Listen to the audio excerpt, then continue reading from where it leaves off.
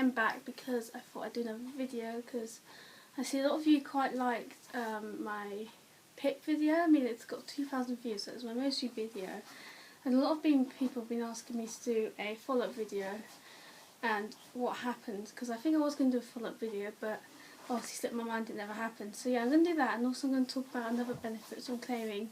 If you watched my last video, you'll understand, so you can go back and watch that. But yeah, basically I'm currently claiming ESA. So yeah, I'm just going to go through what happened when I applied for my PIP. So basically when I applied for my PIP, this was like back in March. No, I applied in December, and I had my assessment in March.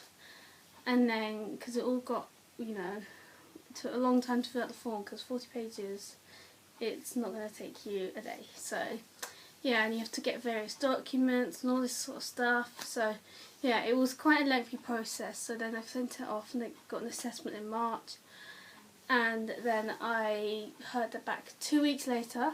So for any of you who were still wondering, I had waited 2 weeks, and then I got a letter in the post saying you've been awarded PIP. And there are two parts. There's like day to day, and then there's like living. Sorry, what am I talking about? No, there's day to day, so you know, and then there's like all the things that you do in day to day, like self-care, washing, bathing. It's the same thing, but you know, getting dressed, all that type of stuff. And then there's also mobility. So how is it for you to get around? You know, can you get? Do you need a wheelchair? Do you need a walking aid? How far can you walk? Do you get breakfast? All this type of thing. So yeah, it's quite a detailed vigilant form, and then basically the assessment is basically, for what it felt to me, was basically just the similar sort of questions really. I mean, some of them were quite invasive, but you just got to think to yourself, well, they need to ask them to find out how ill you really are, and you know, to find out how much money you're entitled to. So yeah, I went for that, and I have heard some horror stories, but luckily enough I had a really nice assessor, and I got heard back in 2 weeks and been awarded. And I know for some people who've been to assessments, they sometimes do like a physical test to actually see how far you can walk, but for me I didn't do this because I told them I really can't walk for that long. I can sometimes, but most of the time, especially in this weather today, it's been absolutely boiling where we are in England.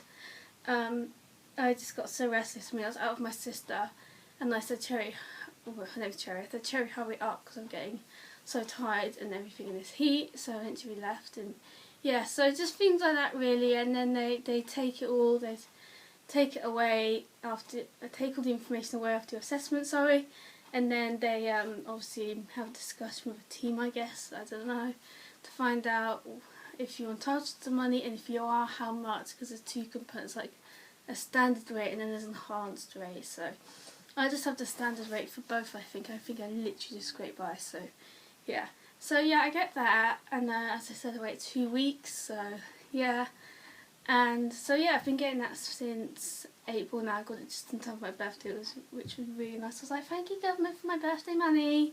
So yeah, so obviously I've been getting that since April, and now we're nearly in September now.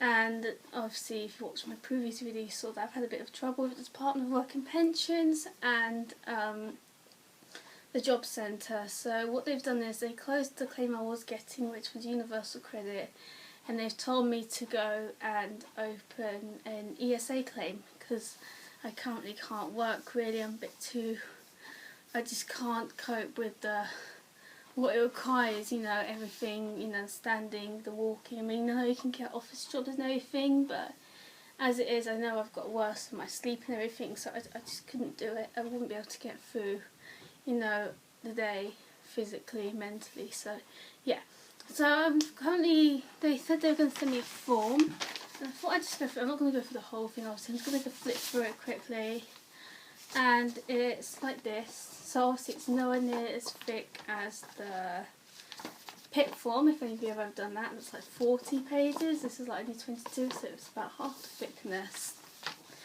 And yeah, I believe you do need a doctor's note with this as well to back up the claim. So I've been speaking to my social worker at the hospital. He's kindly said he's going to write me a note to, you know, send with this to back up my claim and help me get the money. So yeah, so just bear that in mind. So obviously you've got all the information at the front here. What is employment support allowance? It just basically explains, you know, what it is, the different types of things, and it says here you might have to go to work capability assessment, which is doing questionnaire and going to medical assessment, so that'd be fun. So if any of you have had any experience of that, please let me know, because I'm a bit anxious about it. So yeah. And then work-related interviews. I mean, I don't know what's going to happen that I haven't ever been able to go to any. If I will, obviously I'll go, but I mean, if I can't work, I think it says, I think what they mean afterwards when you are trying to get back into work, they'll make you go to sleep. I don't know, as I said, I've never done this before, because it said they may ask you to go to work-related interviews that'll help you get back into work. So I'm presuming that means afterwards, when you are able to go back to work, if you're ever in a position to go back to work. But I don't know, we'll just wait and see. And then they explain, you know, contribution-based employment and support allowance and the medical statements, which is just a fancy word for doctor's note or sick note. And then they also explain the information that they need to collect and how they use it to support your claim, and just all that really. And they've got stuff for like more information at the bottom there. So www.gov.browse. And so I'm sure you can just, you know, go on the Gov website and you'll find your way around, and it should be somewhere there. And then they've got like various bits. So part 1 is obviously about you, just all your standard details. So yeah, have you lived anywhere in the last 3 years? I was actually thinking of I need to put my Brighton address in here actually, because I used to live in Brighton. Obviously I've only been back here for, well, nearly come up to a year now, but yeah, so obviously I have lived elsewhere in the last 3 years. So, you know, are you widowed or surviving partner, expecting a baby? I don't think so, I hope not. No, I'm joking, guys. So, and then you've just got here about your illness or disability, and obviously that's going to take a while to, you know, fill out, because I do have quite a medical history. But it does give brief details, and I'm sure in your my doctor's note there'll be a lot more detail about my condition in more depth, and all the side effects and symptoms that come with it as to why I can't work. So yeah, and you know, if you've been in hospital, special rules. So this is basically if you aren't expected to live any longer than 6 months. I mean, I'd like to think I'll be here in 6 months' time, but yeah. So yeah, so basically if you aren't expected to live any longer than 6 months, you can basically push your claim through quicker and everything. So yeah, but I'm not going to do that, because I'd highly doubt I'll be gone in 6 months. So yeah, and then you just got about work history, if you have any work history. I mean, I personally don't. I am only 21, so you know, I left school, I went to college, and then I started looking for work. I wasn't really successful. I mean, I had a few interviews, but I never really got any further than there. So yeah, obviously, you know, and then it was only about the end of last year I started to feel worse myself. So obviously I haven't really had a proper routine job, if you know what I mean. So, you know, but you know, I will get back into work when I can, obviously. So yeah. And you've got stuff here about other benefits. So are you claiming anything else? I am, so I have to put yes. And then also, have you claimed anything in the last 2 years? And then time spent abroad, so obviously if that applies to you, you need to do all that.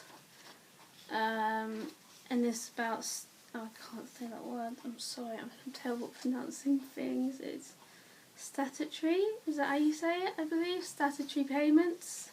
So yeah, just if you've ever had any of those, or are you waiting for any in the past. Then you've got about pensions. I mean, I don't really think this applies to me. I haven't really read it properly to know, but I don't think pensions apply to me just yet. So yeah, so you know, I'm not retiring just yet.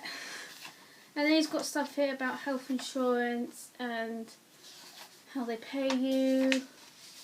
And then you've got a bit at the back here. It's like a big box. You can put anything else in there. So anything else that you think is relevant to support your claim or help you, you can put it in there. So that would be quite useful for me, because if I can't fit any of my details or my medical history on there, then I can just put it in here. So yeah, And then just are you filling the form for someone else, which I won't be. I'm going to be filling it in. And then it's just got all the stuff here, like the declaration. I declare, I understand, I agree. I also understand, I agree. Yeah, and then you've just got what to do now. So then obviously you just read over that, and then what happens next. And then you just sign at the bottom to say, I sign and understand. So yeah, I mean, that's all there is really to it. I mean, I know these things can be really long and long-winded, and they even said to me, you know, from the moment you start opening a claim to when you first get your first payment can take about 13 weeks, so that's about 3 months.